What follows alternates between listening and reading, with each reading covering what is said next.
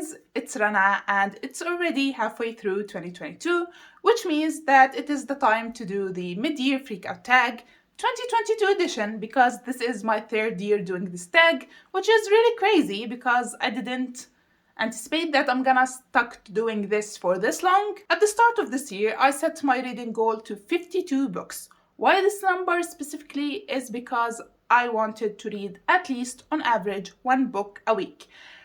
It is way less than my reading challenge for last year, but I wanted to read more longer books and more quality books rather than to focus on quantity like I did last year, and I ended up not reading great books as I wanted. So this year I want to focus more on quality rather than quantity. So far this year, in the first 6 months of 2022, I read 32 books out of the 52 of my reading challenge. If I manage to reach the 52 mark before the end of the year, I will raise the challenge a little bit. But if I didn't, it's fine. I don't want to pressure myself to read a lot of books. I just want to read books that I'm gonna love. So without further ado, let's start with the questions. Question number 1, what is the best book you read so far in 2022? I read, I think, 5 or 6 books that I gave 5 stars so far this year, and I loved them all. So I really can't give you just one book that I consider it the best book I read. So I will tell you about the 3 top books I read this year. And the first one is Born a Crime by Trevor Noah. Born a Crime is a great memoir by the South African comedian Trevor Noah. In this book, he talks about his life prior to becoming a successful comedian, and in it we discover South Africa through his eyes and how he grew up in it, being raised by a single mother. And this book was really fun to read. It is one of the best memoirs I read and really enjoyed. I devoured it in like 2 days or less than that even. And I know towards the ending of the book, it got really heavy when it talked about his mother's domestic abuse and what happened to her. That's what made the book really good to read, because it talked about his life in a light-hearted way and in a fun way, and it was very enjoyable to read. And at the same time, it dealt with heavy subject like domestic abuse, but in the end it was really an amazing memoir, and I highly recommend it. The second 5-star read I read this year and loved, and I will keep talking about this book and telling you to read it until I convince you to pick it up, is To Kill a Kingdom by Alexandra Christo. I know it is really out of the normal for me to love and enjoy a YA fantasy book, but I finally did it and found a good YA fantasy book, and it is To Kill a Kingdom. I don't really like to give a lot about this book, but it is about a siren killer prince and a prince killer siren, who each has a reason to kill the other one, and it has the obviously enemies to lovers trope, which was really well done. Like, it is for once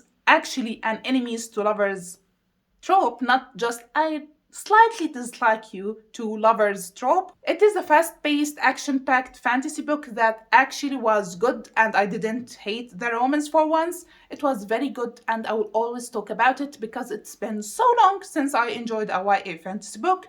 So this one took the crown for me, and I finally liked a YA fantasy. And the third best book I'm gonna tell you about is The Island of Sea Women by Lisa C. I recently talked more about this book in my Asian Readathon wrap-up video. If you want to hear more about this book and my thoughts on it, you can go and watch the wrap-up. But in short, this book talks about friendship, and it is set in South Africa, South Korea, in Jeju Island, and it follows 2 girls who became friends and hanyas, which is the women divers of Jeju Island, and it is set through many decades, starting from the 1930s and ending, I believe, in 2008. It was a really great book, and prepare yourself to get your heart broken when you read this book, because it is really hard to read book, but it is worth it, and I loved it. Give it 5 stars. Question number 2, what is the best sequel you've read so far in 2022? Oh boy, I haven't been reading many sequels or series in general this year, because I personally prefer standalone books because I enjoy them way more than series, and I think I only read 2 sequels so far this year. It's okay, but one of them was one of the best sequels I ever read in my whole entire life, and it is Words of Radiance by Brandon Sanderson. Words of Radiance is the second book in the Stormlight Archive by Brandon Sanderson. I read the first book, The Wave King, earlier this year, and it was a very good book, but it was a very long and boring, which is understandable because it is the first book in an epic fantasy series that will be 10 books series. So it was very heavy on the world building and character introduction with very minimum amount of action. But Words of Radiance, unlike Wave Kings, it was even longer than The Wave Kings, but it was fantastic. I loved every minute reading this book. It was amazing. I loved it. I even made a review video for the first one, The Wave Kings, and the second one, Word of Radiance. Word of Radiance review video is spoilery, so only watch it if you read it. And let's discuss the book if you watch it in the comment section of that video. In that video, I talked about all the things that I loved about this book, which is a lot. So that's why it is the best sequel I read this year. I really enjoyed it. Fantastic book. The third question, what a new release you haven't read yet but want to? I don't usually keep an eye on new releases, but there's this one book that I definitely want to read, and it happens to be a new release. It is Ruta Sepetys' newest book, I Must Betray You.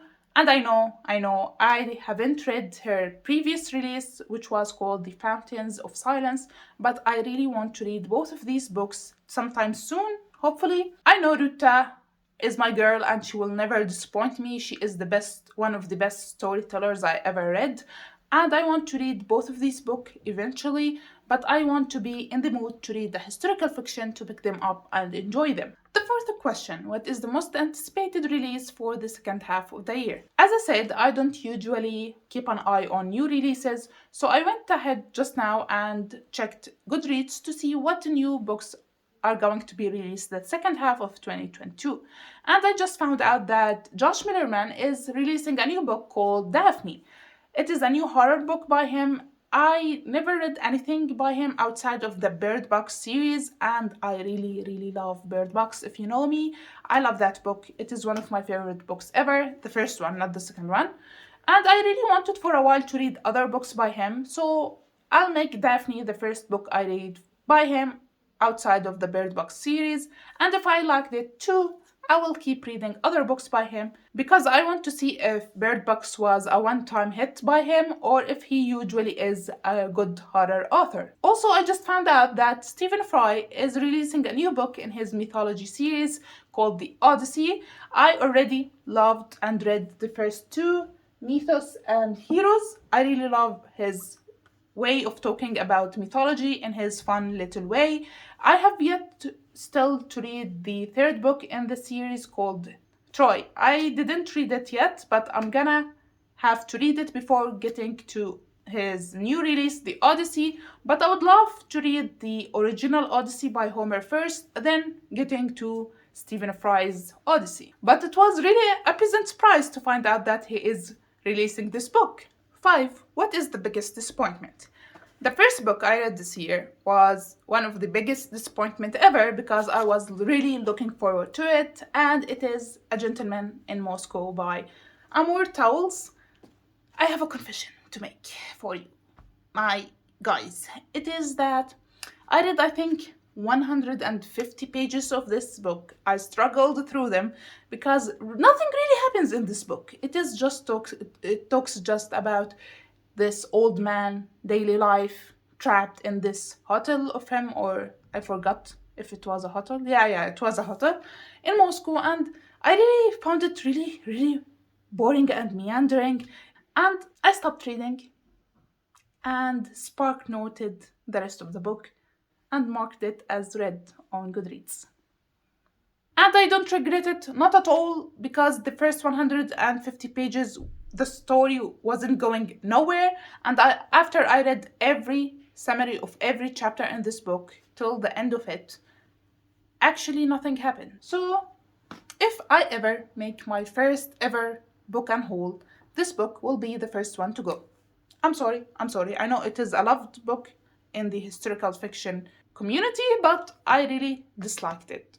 I'm sorry about that. The second biggest disappointment of this year is really painful for me to say because it is by one of my favorite authors ever, and I finished reading it yesterday, and it was the worst thing I ever read by this author. It is Warbreaker by Brandon Sanderson. I never gave a Brandon Sanderson book anything less than 4 stars because everything I read by him was a masterpiece.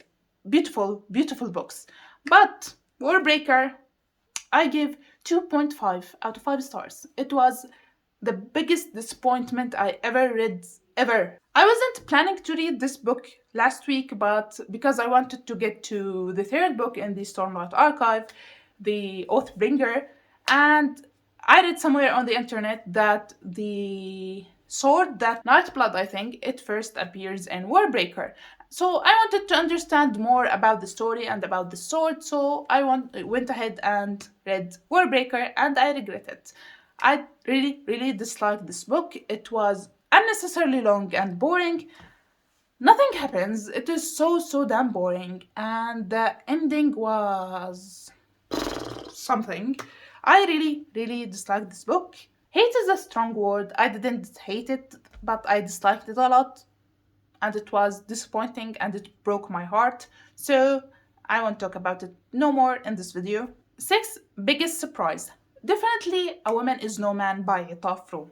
This book, I was attracted by it and I read it mainly because of the title. Something about the title made me read this book, and it was a surprise, a pleasant surprise. In short, this novel talks about the struggles Arab and Muslim women face in our misogynistic society.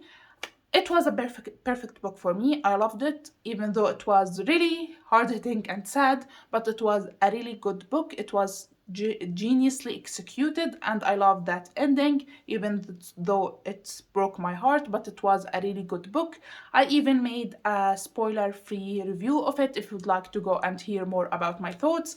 I was a little bit worked up and angry in that review because I am passionate about what I was talking about, but I really, really love this book. Favorite new author, debut or new to you? I don't usually consider authors to be favorite of mine unless I read and loved at least 2 of their books, which rarely happens, which is astonishing to me because 2 books isn't much to ask to love by an author. So for now, the answer would be new authors that I read 1 book by them this year and I loved. The first one is the one that I just mentioned, is Hitaf Room, the author of A Woman Is No Man.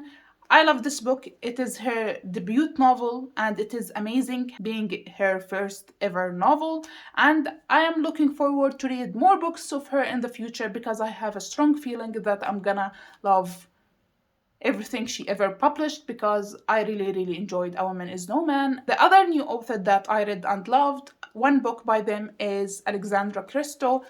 It is a YA fantasy, a dark YA fantasy standalone book that I actually enjoyed. I cherish it so much because it's been so long that I enjoyed a YA fantasy. And I know that she has other books, but from the synopsis of them, I don't think I'll probably enjoy them. But for now, I will call her a new favorite author of mine just because of this book. 8. Newest fictional crush. I think I remember saying this in this book tag last year, but I don't usually get a crush over fictional characters. It really rarely happens, if ever. But I think I have more than a little crush over Wit from the Stormlight Archive. I just love funny and witty people and characters in general. I instantly fall for them. So my answer is Wit. 9. Newest favorite character. Kaladin from the Stormlight Archive. It is really hard not to like this dude. Like, come on. I know he can be frustrating sometimes, but I really, really like his character in the series. Also, another character that I liked this year, but he is drastically different from Kaladin, is Mamoru from The Sword of Kargin. I really like this character. He is so pure and innocent. I want to protect him, even though he can clearly protect himself. Question 10. Books that made you cry. If you looked at the list of the books that I read this year, You would think that I cried a lot this year, but I didn't. I even went ahead and picked a book that everyone who read it cried reading it, just because I wanted to cry reading a book, because it's been so damn long since I cried reading a book and I really was in the mood to cry. And that book is Crying in H Mart by Michelle Zauner. I didn't cry at all reading it, and I don't know why people cried reading it. It was really sad, but not crying level sad. No other book this year made me cry, but I have 3 books for you that will definitely make you cry. I didn't cry reading them, but they will make you cry. The first one is, I will quickly mention it because I mentioned it a lot in this video, A Woman is No Man by Ataf Room. This book, it really was a depressing book. I haven't been depressed in a long while, thank God, but this book was really depressing.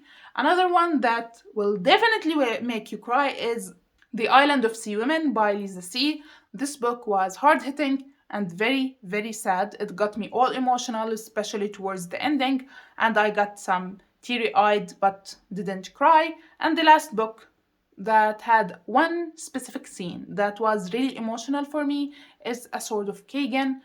It had that one scene. If you read this book, you know. But I didn't shed any tears reading it, but it was really emotional and it stirred something inside me. 11 books that made you happy. None. Literally none. Because I just noticed that all the books that I read this year are either dark or deal with the hard-hitting topics. It seems like I really wanted to feel some things this year. The only book that was somewhat light-hearted compared to the other depressing books that I read in 2022 is Born a Crime by Trevor Noah. Don't get fooled.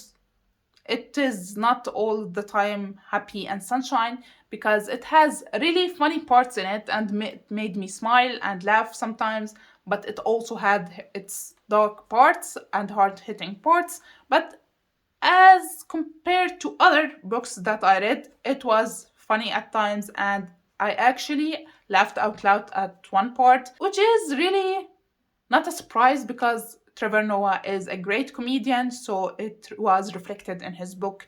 His sense of humor was present in there, and it is the only book that put a smile on my face this year. 12. The most beautiful book you've bought so far this year or received.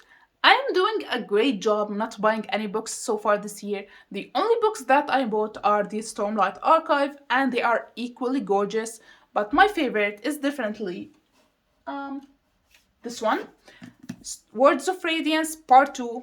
Something about this cover, I don't know what is, I just love about it. It is so beautiful and I like the art style of it. Just look at it. So damn beautiful. Last but not least, 13. What books do you need to read by the end of the year? All the books that I mentioned in my 22 books to read in 2022, I read less than half of the books on that list, and I need to pick more and more of them to be able to finish all of them by the end of the year. And most of the remaining books on the list are the longer one, so I'm really scared. I don't know if I will be able to read all of them, but I will do my best to finish them all. So that's it for today's video. I hope you liked it. Please subscribe to see my future videos, and I will see you next time. Bye!